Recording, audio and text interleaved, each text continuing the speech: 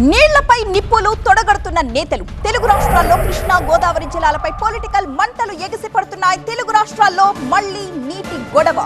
పోలవరం నల్లమల సాగర్ పై తగ్గేదే లేదని ఏపీ అంటుంటే తెలంగాణ వాటాని వదులుకునే ప్రసక్తే లేదు అని చెప్తోంది తెలంగాణ. ఏపీ తెలంగాణ మధ్య నీళ్లలొల్లి ముదిరింది. పోలవరం నల్లమల సాగర్ పై ముందుకే తప్ప వెనకడుగు వేసే ప్రసక్తి లేదంటోంది ఏపీ సర్కార్. ఢిల్లీ పర్యటనలో భాగంగా కేంద్ర మంత్రుల్ని కలిసిన ఏపీ సీఎం చంద్రబాబు పోలవరం నల్లమల సాగర్ కట్టి తీరుతామన్నారు.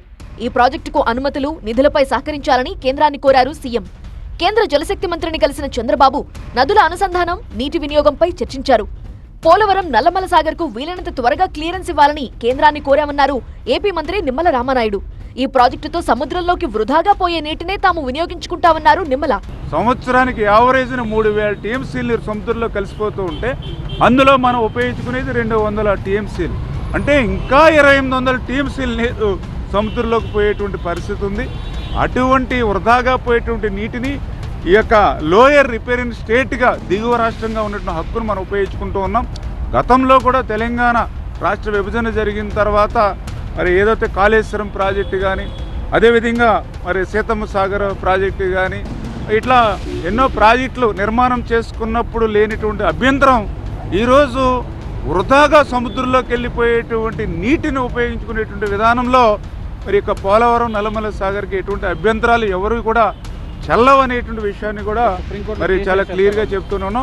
పోలవరం నల్లమల సాగర్ ప్రాజెక్టు అనుమతుల కోసం ఏపీ ఢిల్లీలో మంత్రాంగం నడిపిస్తుంటే తెలంగాణలో కృష్ణా జలాలపై కాంగ్రెస్, బీఆర్ఎస్ మధ్య వార్ జరుగుతోంది. కృష్ణా జలాల విషయంలో తెలంగాణకి రావాల్సిన ఒక్క నీటి బొట్టు కూడా వదులుకునే ప్రసక్తే లేదన్నారు తెలంగాణ ముఖ్యమంత్రి రేవంత్ రెడ్డి. ఈ రోజు ఉమ్మడి రాష్ట్రానికంటే కూడా తీరని ద్రోహం చేసింది బీఆర్ఎస్, చంద్రశేఖరరావు గారు. ఆధారాలతో సహా మొత్తం సభలో చర్చకు మేము పెట్టడానికి సిద్ధంగా ఉన్నాము. వారు సభకు వచ్చి చర్చించి నిజంగానే మా వైపు నుంచి ఏమైనా లోపం ఉంటే వారిని ప్రశ్నించమని నేను సవాల్ విసురుతున్నా. మరోవైపు బీఆర్ఎస్ కృష్ణా జలాల కోసం యాక్షన్ ప్లాన్ రెడీ చేస్తోంది.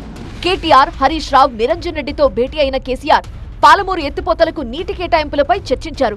పాలమూరు ఎత్తిపోతల పథకానికి 35 టీఎంసీల కేటాయింపులకు కాంగ్రెస్ ప్రభుత్వం ఒప్పుకోవటం దురదృష్టకరమన్నారు. గతంలో 90 టీఎంసీల నీటిని వాడుకోవాలని ఈ ప్రాజెక్టును డిజైన్ చేశామని, ఇప్పుడు సగానికి తగ్గించారని ఆందోళనకు సిద్ధమవుతున్నారు. అటు గోదావరి జలాల కోసం పోరాటానికి మరో కార్యాచరణ సిద్ధం చేస్తున్నారు. కాళేశ్వరం ప్రాజెక్టును మరమ్మతులు చేసి ఆయకట్టు నీరందించాలన్న డిమాండ్తో ఆందోళన చేపట్టనున్నారు.